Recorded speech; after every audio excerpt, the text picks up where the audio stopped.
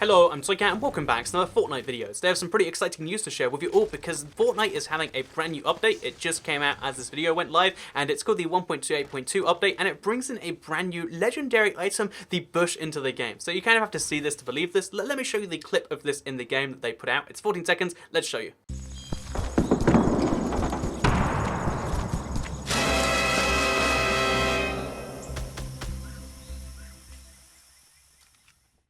So that is genuinely the brand new legendary item they're adding to the game in this update. There's a bunch of other changes. I'll be walking you through them one by one, as well as talking about exactly how this does work, because it might seem OP, annoying, etc. But they've made a few of those fixes better. But let's talk about some of the other big news in this update, because it's the V1.8.2 update. And the big first thing they talk about is the fact that there are now officially 20 million Fortnite players. So admittedly, it's a free-to-play game, so those numbers don't stack up with other games quite perfectly. But the fact that 20 million people have downloaded the game at least and have played at least once, it seems, that is really insane. PUBG sold like 13 million copies or whatever, but the fact that there's 20 million people who have played Fortnite means it's really making a big move on PUBG, and also just in general, 20 million players of any game is impressive. So Fortnite Battle Royale is just growing at this absurd rate, and it's doing a really good job, and the big thing this update is the brand new bush item. So somehow Epic listened to all the feedback about, oh yeah, the bush is kind of OP, I'd like if you know of the bush, to instead say, you know what if we just made more bushes? So there's a legendary item that can only be found in chests and supply drops. You can't find it,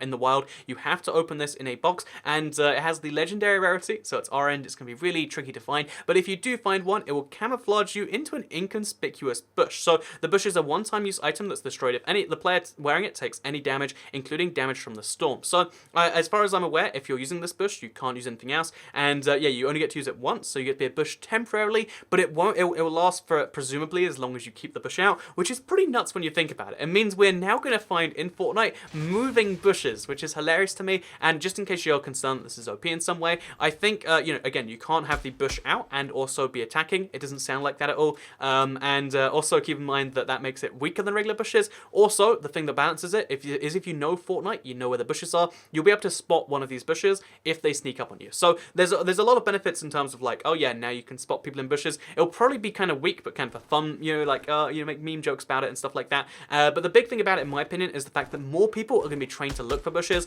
which means bushes in general should get weaker, because by them adding more bushes to the game, it makes each individual bush look weaker, and that's the plan at least. Maybe everyone just camps some bushes off this, but that's the bush item. So also, they've added brand new items to the season shop, so once you get to level 5, you can buy a glider. Once you get level 15 and 20, you can buy outfits. Once you get level 35, you can buy a pickaxe. So, but when it says like purchase new items, I assume that doesn't mean like buy them, but it says the ability to purchase new items, so it might generally cost money. I'm hoping presumably not, but we're going to see how that goes. Also, in general, they fixed server localization issues. They fixed client crashes, so if you had those, apparently they fixed them. Honestly, performance stuff isn't really that sexy, but what is sexy is the fact that they fixed the pump shotgun fall-off damage. So the pump shotgun is pretty absurdly OP, I think we've all acknowledged, and they've made it a little bit less powerful, so it does 100% damage, but only up to 7.68 meters. Then it does 70% damage up to 18 meters. Then it does 20% damage at 30 meters. So now, at long distances, the shotgun's going to take several bullets to kill rather than one or two, which admittedly, I mean, that puts the end of the fun I was having with it, but it's kind of necessary. And they also reduced the transition speed from hipfire to targeting mode after unintentionally increasing it in a previous update. That's a lot of words to say. Simply put, they are making it so when you're sprinting, it takes longer to go into firing or aiming to fire. You can still hit fire, whatever, but to go into aiming, it now takes 0.4 seconds to raise your weapon and 0.45 seconds to lower them. So getting in and out of combat is now double as slow, essentially, almost double, which is a pretty big deal. So yeah, you need to now be more wary of that. You can't run around quite so much, which I guess discourages aggressive play, but they said it was a bug before, so whatever. They fixed the bug, which made it so now aiming's a bit harder, and also they fixed the recoil bug, which made aiming up faster than aiming downwards while firing. Again, they fixed that now. They've added a scroll bar for the daily challenge list, so the collect rewards button is no longer pushed off screen when 5 or more challenges are displayed.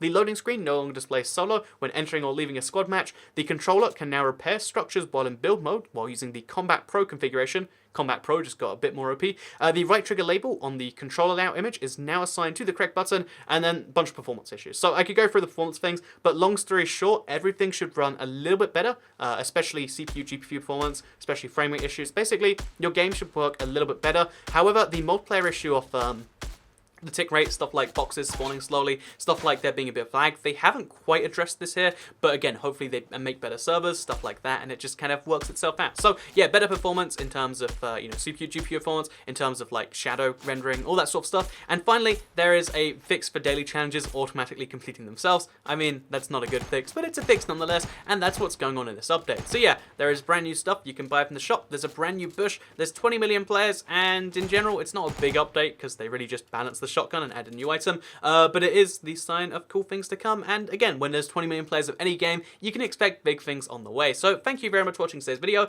I hope you all enjoyed it. If you haven't seen this channel before, then I don't know, subscribe. I want to hit 1,000. The only reason I'm asking you to subscribe is because if I get 1,000 subscribers, I can like do sponsorships and super chat, and then we can do more streams here. So yeah, with that said, thank you very much for watching. I do more Fortnite news maybe on this channel, and I guess you'll see that when it comes out. Goodbye.